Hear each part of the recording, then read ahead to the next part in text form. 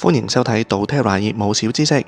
呢一個頻道應該係暫時唯一一個用廣東話講解業務嘅頻道。如果內容可以幫到大家，大家就記得 like、subscribe 同埋按埋個小鈴鐺啦。Let's go！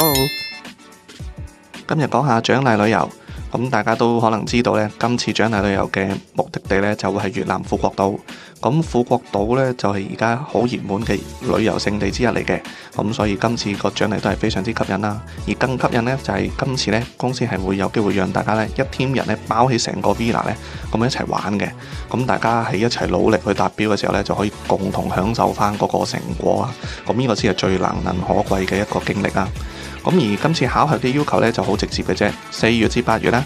咁大家新人嗰方面呢，要做到啲咩呢？就係要入夠5個健康倡導者，同埋呢所有新人入會嘅訂單呢，加埋呢喺4至8月要夠2000 PV 啦。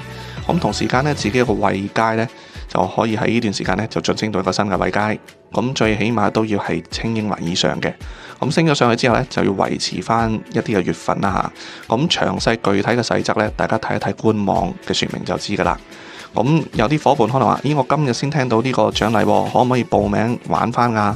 咁如果係想後來報名翻嘅話，可以就揾我哋 AM team 去報名嘅。咁4月份開跑呢，就已經有伙伴呢係滿足咗新人入會嗰啲嘅要求㗎啦。咁呢個成績係非常之鼓舞啊！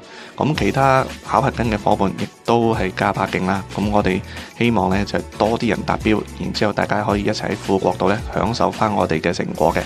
到時富國島見啦〜